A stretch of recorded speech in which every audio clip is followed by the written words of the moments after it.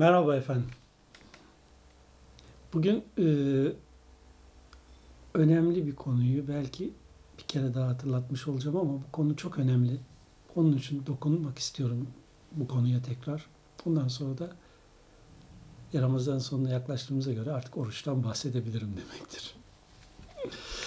Efendim şimdi Bakara suresinin 284. ayetinden söz etmiştim. Bu ayet çok önemli bir gerçeği, çok önemli bir sistemi vurguluyor. Onun için tekrar konunun üstüne dönüyorum. Bu ayette ve in tubdu ma fi enfusikum ev tuhfuhu yuhasibkum bihillah diyor. Çok önemli bir cümle bu. Mutlaka bu cümleyi anlamak zorundayız. Siz içinizden geçirseniz de açığa çıkarsanız da kafanızdakini bundan hesaba çekileceksiniz diyor. Hesaba çekilmek deyince biz hemen anlıyoruz ki karşıda oturan bir hakim taht üstünde, onun yargıç, karşısına gideceğiz böyle bir tanrı ve o bize hesaba çekecek. Sen bunu niye böyle düşündün veya sen bunu niye böyle yaptın diye.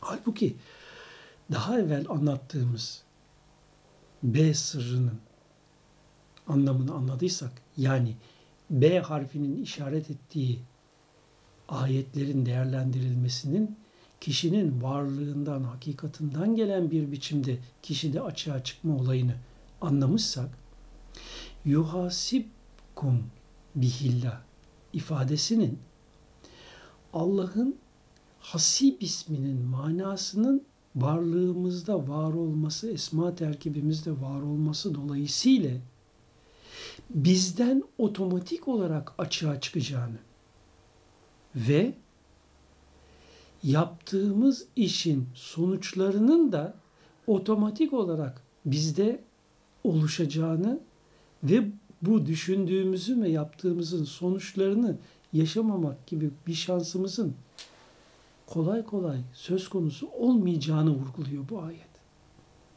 Zaten bir başka ayette de o gün hesap görücü olarak nefsiniz yeter diye bu gerçek vurgulanıyor.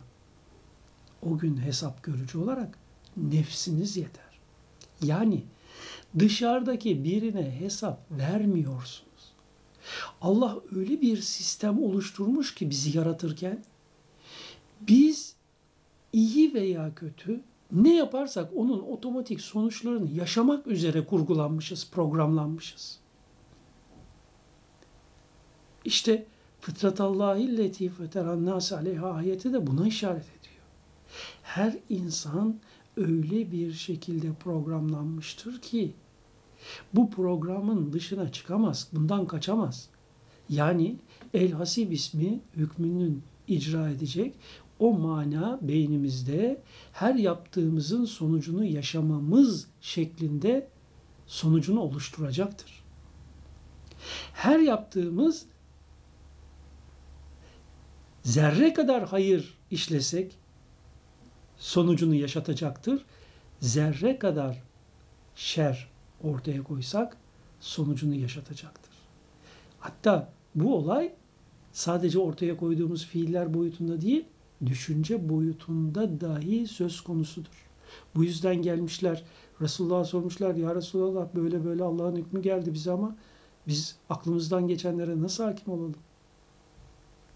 Bu gerçeği kabullenmek istemiyor musunuz? Demiş Resulullah mealen. Bu Allah'ın hükmüdür. Bunu kabullenmekten başka çaremiz yok. Çünkü Allah'ın sistemi bu. Bu sistemi inkar edemezsiniz, reddedemezsiniz. Bir gerçek bu. Evet, işte böyle bir sistem içinde yaşayan bizlere oruç tavsiye edilmiş. Ramazan ayı diye bildiğimiz ya da oruçlu olmak, sağlıklı yerinde olmak üzere her Müslüman oruç tutmakla mükellef. Yani böyle bir teklife muhatap. İslam'ı fark etmiş, idrak etmiş, kabul etmiş her kişi için zorunlu bir faaliyet bu. İdrak etmemiş, anlamamış, kabul etmemiş kişiye de zorunlu değil. Ermeni, Yahudi, Musevi'ye oruç zorunlu değil. Onlar oruçlu olmayabilir. Çünkü Allah'ı anlayıp, İslam dininin ne olduğunu anlayıp, gereğini idrak edene zorunlu hale geliyor oruç. Peki oruç nedir? Kaç türlü oruç vardır? Orucun da avama dönük yönü vardır, havasa dönük yönü vardır. Mukarreplere yani hassül havasa dönük yönü vardır. Avama dönük olan yanını biz İnsan ve Sırları isimli kitabımızın ilgili bölümünde açıkladık. Oruçlu olunan sürede beyin dışarıdan alınan ham maddenin tüketilmesi, sindirilmesi, çeşitli organlarda değerlendirilmesi yönünde enerji harcamasını çok alt düzeye indiriyor. Daha evvel de söylediğimiz gibi insan bedenine iki tür enerji geliyor. Birinci tür yiyip içtiklerimiz. Dünyanın ağırlıklı elektrik potansiyeli negatiftir. Gıdalarla vücuda giren, yenilen, içilen nesneler de çoğunlukla hakim olan enerji yükü negatiftir. Buna karşılık solunum yoluyla aldığımız havadaki oksijen vasıtasıyla vücuda giren enerji yükü de pozitiftir.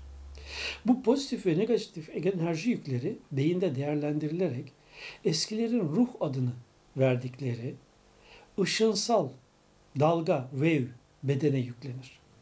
Böylece ölüm ötesi bedenimiz şekillenir ve kuvvelenir.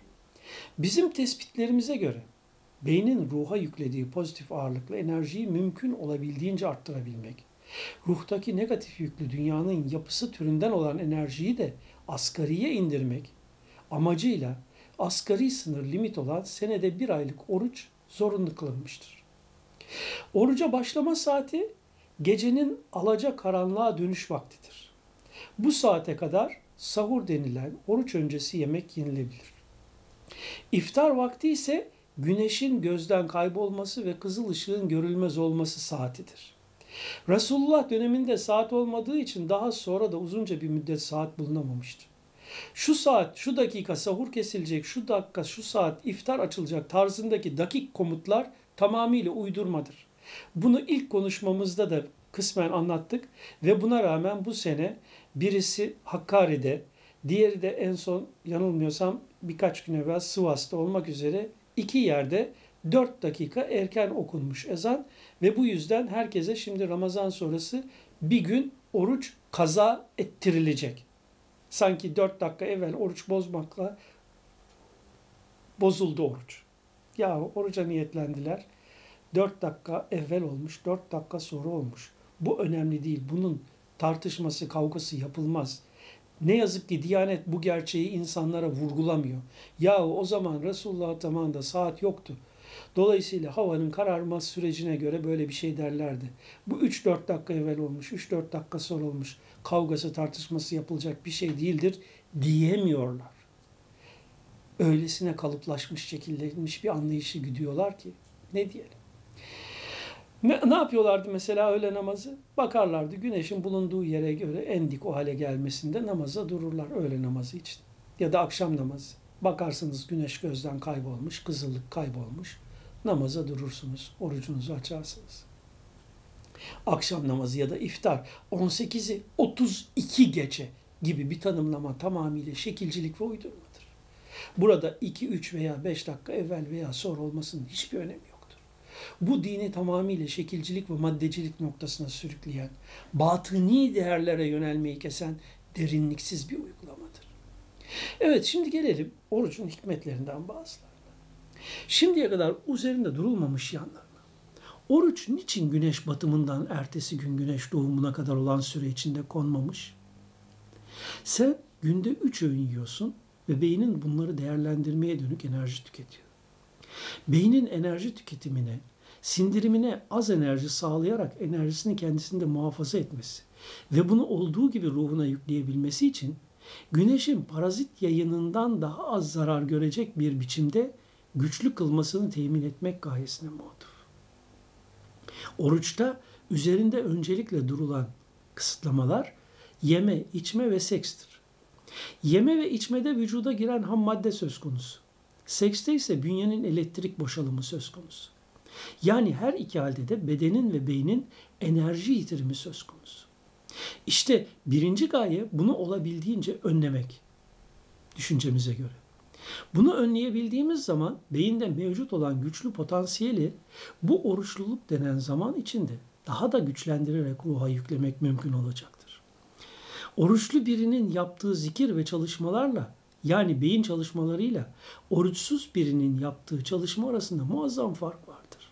Biri %50 kapasiteyle yükleme yaparken öteki %100 kapasiteyle yükleme yapıyor ruha.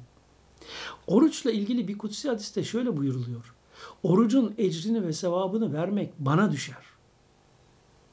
İlahi hitap. Kişinin yaptığı bütün hayırlı amellerin karşılığı biri ondur. Ama hadisi kutsiye göre orucun ecri ve sevabı belli bir miktar değildir. Yani herhangi bir kıyasa girmeyecek şekilde orucun insanlara kazandırdıkları vardır. Orucun en zor süresi ilk 2 gündür. Bünyeye devamlı sürelerle belirli gıdaları almaya programlandığı için özellikle şeker düşmesi sonucunda 1. gün genellikle baş ağrısı olur. Migreni olanlarda migren tutar. Migreni olmayanlarda akşam saatlerinde baş ağrısı tutar, baş dönmesi olur. Fakat en fazla 2 gün sonra bünye adapte olur ve baş ağrıları geçer. Orucunu gayet istikrarlı bir şekilde devam ettirebilir kişi. Orucun zahirdeki faydası bu. Oruç, Muhammed Mustafa Aleyhisselam'dan önce gelmiş olan nebilerin zamanlarında da değişik şartlarla vardı. Oruç esası itibariyle yemek, içmek ve seksten kesilmek değildir. Oruçluyken özellikle dikkat edilecek bir husus vardır. Bunun en başında Allah için oruç tutmayı idrak ederek gıybeti, dedikoduyu, insanları kandırmayı, insanları kandırarak menfaat temin etmeyi kesmektir. Orucun bedensel yanının ötesinde düşünsel yanındaki en önemli unsurlar bunlardır. Gıybet eden bir kimseye oruçlusun, et yiyorsun, bu nasıl iştir denmiştir. Çünkü Kur'an'da gıybet etmek, dedikodu yapmak, ölmüş kardeşinin çiğ etini yemek diye tarif edilmiştir.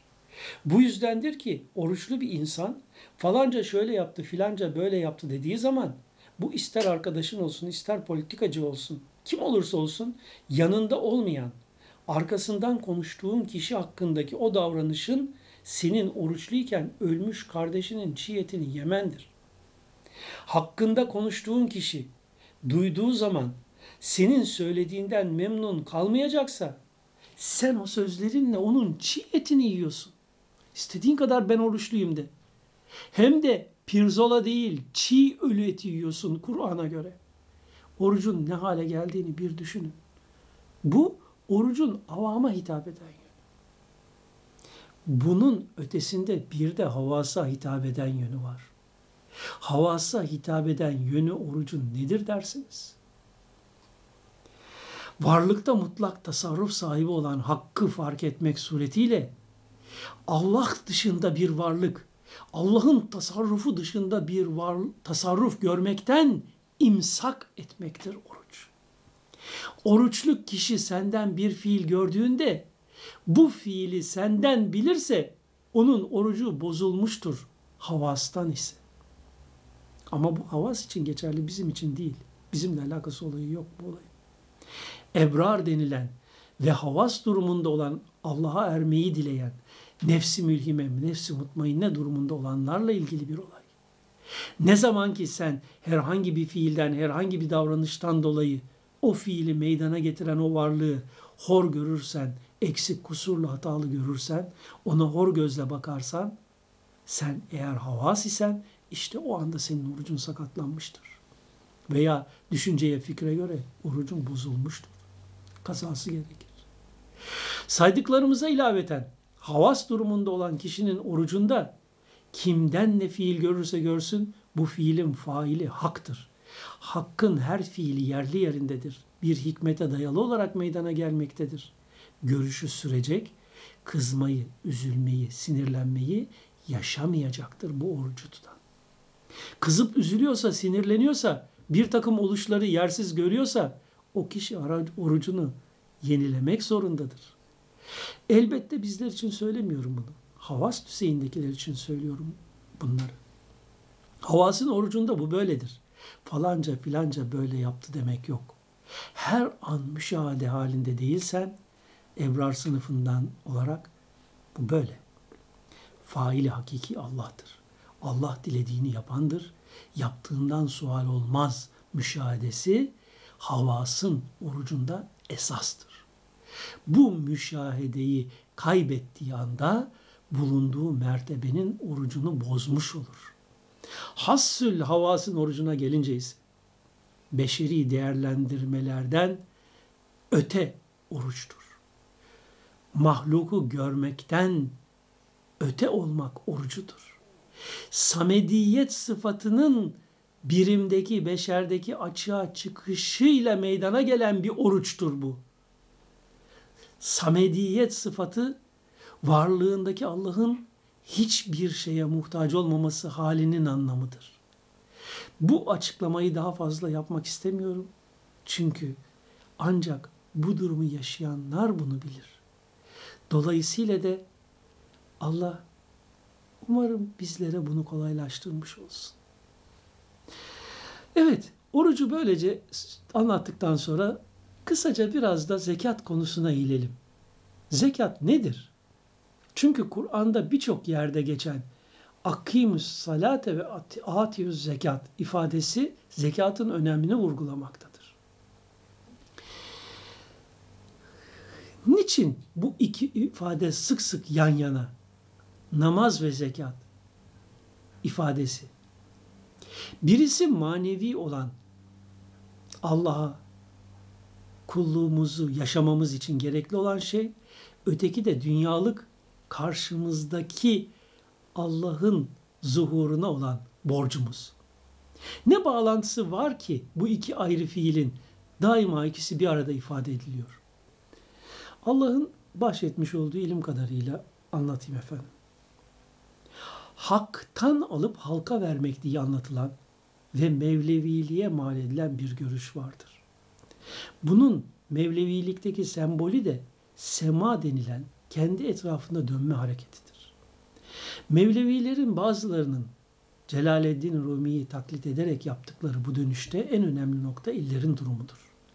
Sağ kol yukarı kalkık vaziyette, sağ uç da göğe bakar bir haldedir. Sol kol ise sol yana iyice açılmıştır, yaklaşık 75 derecelik bir açıyla. Sol avuç ise yere bakar el parmakları aralıklı olarak.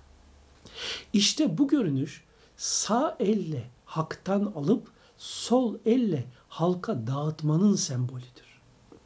Hızlı bir dönüş gözün gördüklerinin kaybolmasını, fani dünya değerlerinin ortadan kalkıp Allah isminin manasına uruç etmeyi ifade eder. Namaz hakka uruçtur. Boyutsal anlamda kişinin özüne dönük bir biçimde. Zekat da haktan aldığını halka dağıtmaktır. Böylece görürüz ki aslında bu iki fiil bir bütündür. Allah rahm sahibidir. Rahmandır. Rahimdir. Üretir ve ürettiğini korur, muhafaza eder. Aşikare çıkma zamanı gelinceye kadar. Sonra da açığa çıkartır. İşte bu onun rahmetidir. Her şey bu yoldan Allah'ın rahminden yaratılmış, üretilmiştir. Alemler ve alemlerden biri olan kainat Allah'ın rahmet sıfatından yaratılmıştır. Karşılıksız olarak üretir, var eder. Kainat Allah'ın zekatıdır.